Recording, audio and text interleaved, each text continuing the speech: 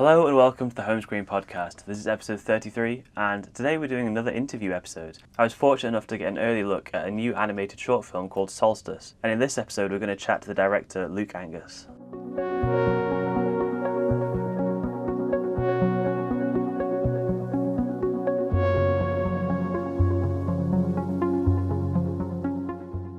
Solstice is about a lonely Inuit, following him through his day-to-day life as we learn more about him and his lost love. It was fantastic to have a chat to Luke about this, and really exciting that the short has actually been nominated for the Best British Short Animation at this year's BAFTAs. It's super exciting and something that we discussed during the interview towards the end. But before we get to the interview, just a little bit about the film and my thoughts towards it. I thought this was incredible. Being a short, coming in at 11 minutes, it was an amazing feat to be able to capture and convey so much within the time frame constraints of a short. He's able to cover a lot of ground, helped by some quite clever devices to show the passage of time, which aid with this and really helped the pacing. It never felt rushed, it never felt like anything was crammed in, it felt very deliberately paced, which was definitely to its benefit. And all of this made it even the more impressive that this was all done without the use of dialogue. This is something that I feel always works exceedingly well within the genre of animation, really putting the spotlight on the visual storytelling aspects of it. It works wonders here, and I think it was the perfect choice for this story. I loved the animation style. There was a real tactile nature to the world and the character models. Everything felt very intricately designed, as though they could have been handcrafted characters like in a stop-motion animation style. From the character models, to the igloo, to the snowy frontier, I was a big fan of the vision for this world design and his approach to this. Something that I also touch on in the interview too is how impactful the animation style itself is. There's a real handheld nature to it, and while animated, I think it maintains a physicality to the cinematography and filmmaking. You can clearly see the human directorial hand guiding the vision for the film. And I like how it's kind of rough around the edges, with the pseudo-handheld nature to the shots, the camera movements, the pull and push focusing. There's a real dynamicism to the camera, and yeah, super impressed with the cinematography of it.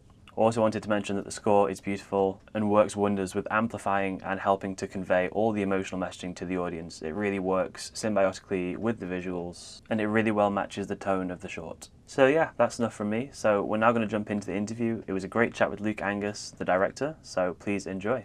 So how's it going, Luke? Hey, I'm doing well, thank you. Thank you for having me. No problem. So I really loved the short. I thought it was a really wonderful setting and a really clever way to tell quite an uplifting take on a story that I thought ultimately had quite a lot of loneliness and grief at the center of it. What was your kind Mhm. of initial inspiration to choosing this narrative to go with? It was based on like a lot of different factors, all like culminating into the story, which is I think when you know you're striking on something good because everything quite naturally was adding on to the or into the ingredients of the film. The first one was the ending of the film. I had that idea for however I came about. I don't remember. It's just it was in my notepad of a list of like hundreds of ideas I've got for films. And the ending of the film, the sort of idea he has inside of his igloo at the end of the film was written in a notepad. And then as I wrote, I had to like love that idea, and I thought, let me write backwards from that ending. And like I knew that was an ending. That was like the ending to the film. So I thought, let me write backwards from there and figure out why he's doing that. Why would the character need to do that? And so many of the ingredients of the film just so naturally came in when it was talking about like, oh, he's lost someone, and ultimately this act is for at the end is to get someone back. Or and so when they were dealing with themes of loss, obviously I need it to be set in the Arctic Circle because of the logic of the film being sort of many months of daylight and many months of darkness. And so you sort of therefore have to be in the Arctic Circle. That brings all these vast loneliness of like the ice sheets that are just completely empty and devoid of any life. And so that was perfect for just like marrying in those themes of like isolation and dealing with loss when that can sometimes be how you're feeling with as a sort of metaphor. Yeah, and then the night sky being a sort of celebration of the night sky is as sort of another theme of the film, being like waiting for winter to return, not waiting for summer, which is maybe what you might expect the character to be looking forward to is the return of the sun, and that's the celebration. And I like subvert that, and I say no, he hates this. He doesn't want it to be like the sun is like when he's fully exposed, and it's when he's got to reflect on his like isolation and his grief and his loneliness and actually deal with it. And in the winter months is when he's like reunited with his partner. And to me, I grew up in the west coast of Scotland, like very rural Scotland, where the night sky is this incredible. Like if you've seen the night sky in a proper night sky areas, I can't remember what they're called, dark sky areas. Yeah, yeah. Yeah, it's unbelievable. It's like you see the Milky Way, you can see like the Andromeda Galaxy, you can So I grew up with that, and so I've always loved that. Maybe have gave me this connection to the stars and appreciating them on a sort of a level that maybe a lot of people growing up in cities don't ever realize. So all these things just came together, and then Solstice was born as a film. I thought they all just very naturally sort of slotted into place. Absolutely. I was lucky enough to film a documentary on the Isle of Mull a few years ago, and so I can Oh, definitely incredible! Not far from where just I grew up. the Yeah. clear, this clear skies there was stunning. It was just so spectacular. No light Yeah, pollution. they're It's unbelievable. Yeah. The problem is you just need to get a clear day with no clouds. exactly, yeah. That's That's the hard the part. always with British weather. Well, that leads me on to my next question. Really, kind of Yeah. growing up like on the west coast of Scotland, have you had much experience of particularly Mhm. harsh cold environments yourself? I imagine you've had more some of the more extreme weather than the rest of the UK during the winter months. Have you had any Mm. experience of like blizzards or particularly harsh like winters growing up? We had a couple of them. It's surprising we don't get as much snowfall as I think maybe the world thinks Scotland gets, Hmm. especially on the west coast. It's much more wet than it is. It's always too wet to snow or for the snow to stick. Yeah, So not really. I mean, in terms of, but much more the cycles of the seasons being a lot more extreme. Like what Tulloch in the film Solstice, what he experiences with these like like you'll know as well from being in the UK, but just like the long winter nights and the long summer days.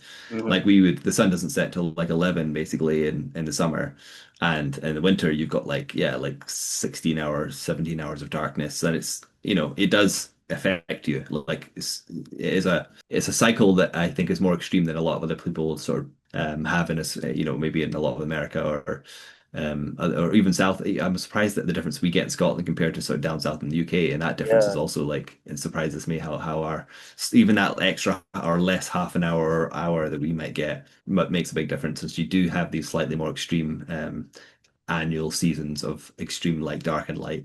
Yeah, especially over the winter season when the clocks go is either forward or back, Yeah. and it's like people are leaving work at 5 p.m. and then it's dark, and Oh it yeah, it's has just a dark. profound Yep. impact. Yeah. So Hmm. moving on to talk a bit more about that animation style, I really love the kind of kinetic nature of the shots. I'm not the most clued up on the technical names of animation Hmm. techniques, but was it a challenge to create this sort of handheld nature to the cinematography of the shots? Mm. Yeah, I mean, it's one of my favorite things to do that I think often goes unnoticed in animation, because in live action, someone holds the camera and you get it all for free because there's a person holding the camera. Yeah. In animation, no one's holding the camera. You're animating manually, sort of saying where the camera is at each point in the shot. But you're trying, I mean, personally speaking, I really like to sort of try and inject that human element back into as if there's someone operating the camera, Mhm. even though it doesn't make sense it being an animated film. To me, in animation, there's so much charm to adding human elements, almost human imperfection back into what is otherwise like it can be perfect. CGI can just be this perfect, flawless image. So adding in imperfection with what we almost are trying to get rid of in live action, if someone's trying to pull focus and they like hit their target and they maybe shoot too far and then they pull it back again and they might lose focus if the character like walks towards camera.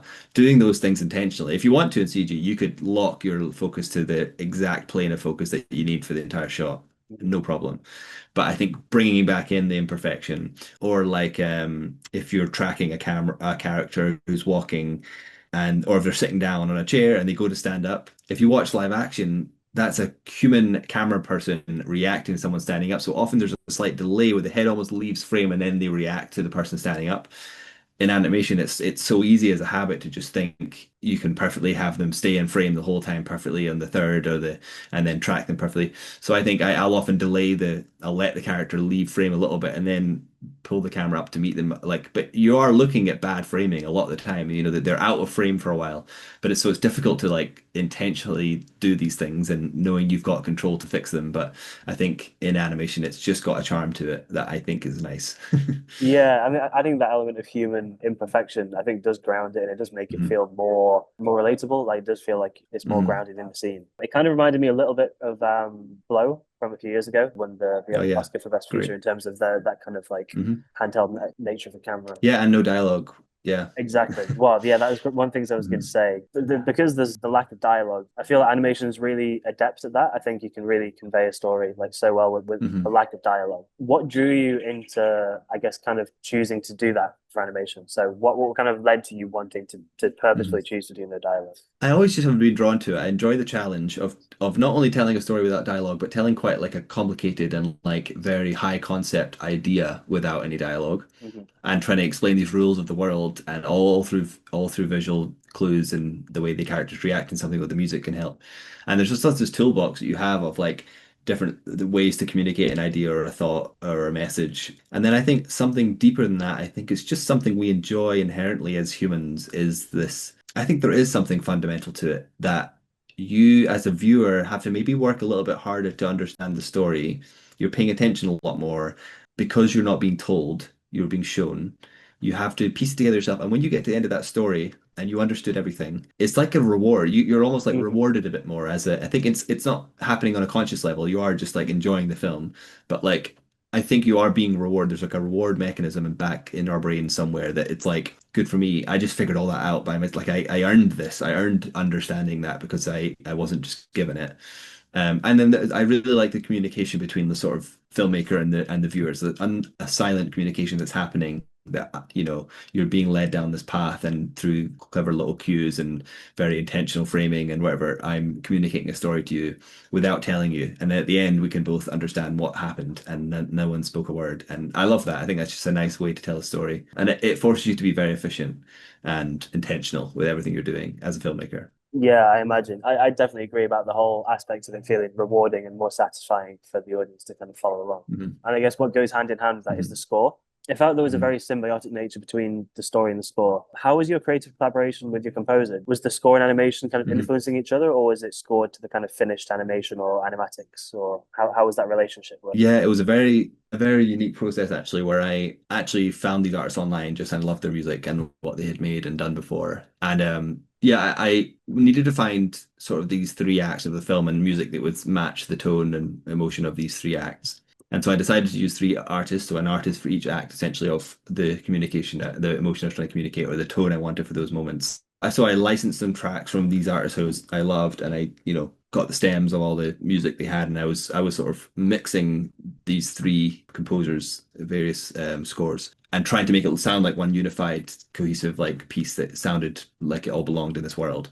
But the unique part, I think, why it married so well is because the edit wasn't locked when Interesting. sometimes you'll have a lot of finished film and it's locked, and you'll send it to music, you send it to be scored, and that's fine. Or you'll have a very temp track, which you kind of time everything to.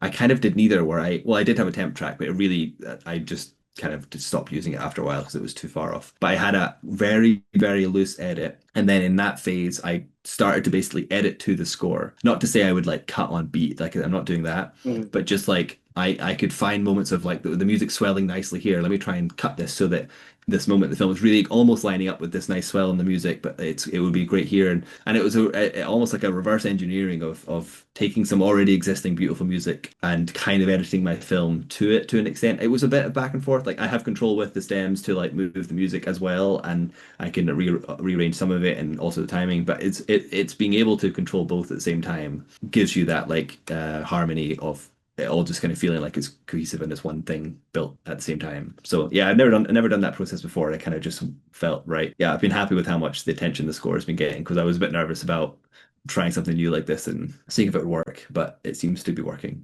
Yeah, yeah, I thought it was very, very effective. And I guess that kind of brings me on to, so obviously with it being essentially created by yourself and the composer, how was that, I Hmm. guess, kind of being kind of like a one-man band, of kind of not having a crew, not having to liaise Hmm. between departments and waiting for Yeah. edits and rushes and things. Was that obviously, I guess it was more challenging, but did you enjoy having that like sole creative vision, or did you kind of wish you had a few extra hands at times? Yeah.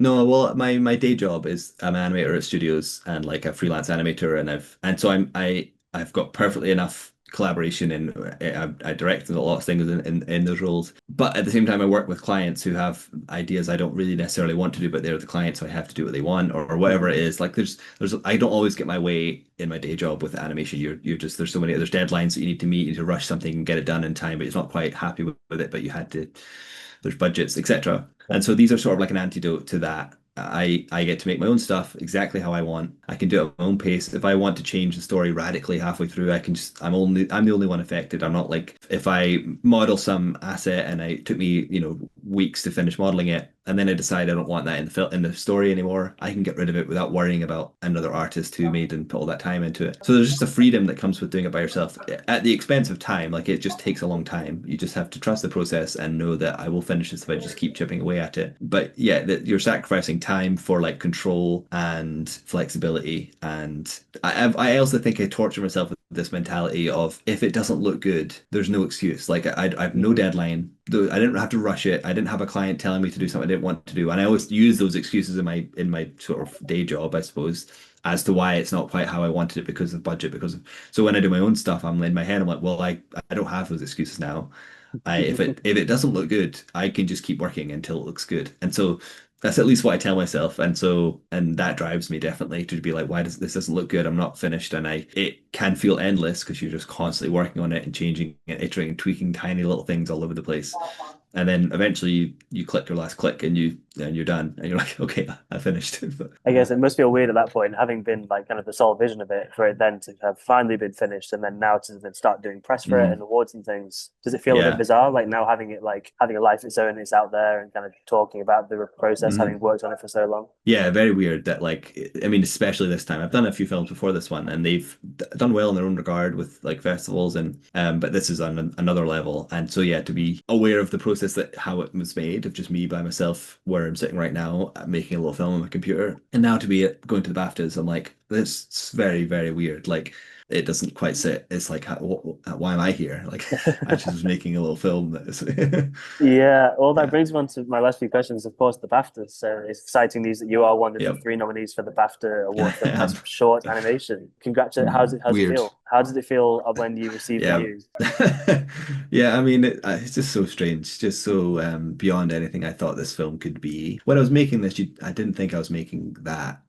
That I thought I was making a nice little film that I had this nice idea. So yeah, to see it, I mean, and it snowballed as well because it had a good festival run. But it also starts off. Festivals are tough. We're trying to get above the surface of all the films that you're trying to compete against, and you've not got a single selection at any festival, and you've not got a single a win at any festival. So to get the first festival to notice you and watch your film and then take it in, it starts to get easier with every festival. And then if you win an award, it gets easier again because people start to maybe pay more attention to it. And so yeah, the festival run at first, and I was like, oh, maybe this film isn't good. I'm the only one that's seeing it, so like maybe everyone hates it after all. It just snowballed, and then I won a big award in Tokyo, the Short Shorts Festival in Tokyo. I won Best Animated Film. And then since then, it really did go crazy. That qualified me for the Oscars, qualified me for the BAFTAs, and then BAFTA long list, which I thought BAFTA long list sounds like it's gonna be like 100 films, but that was 6 films I was longlisted for. I Wow. already couldn't believe that I made those 6, and then those 6 have now become 3, and so I'm one of 3 up for the BAFTA, which is, I mean, I just get to go to the BAFTAs, which is cool. That's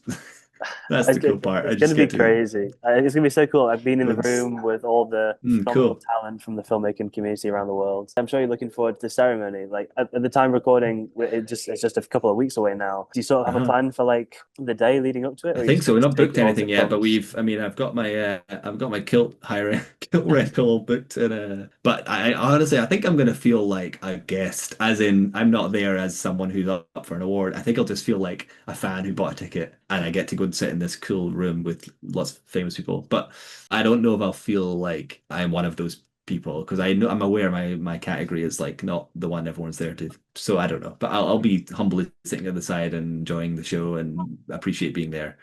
But yeah, it's going to be quite surreal, I think. It's going to be incredible, man. Well, I wish you all the best. Wishing you all the best luck for it, and hopefully by the time this episode releases in a few weeks, hopefully you'll be the winner. So we'll see. Yeah, we'll see. And then just closing out.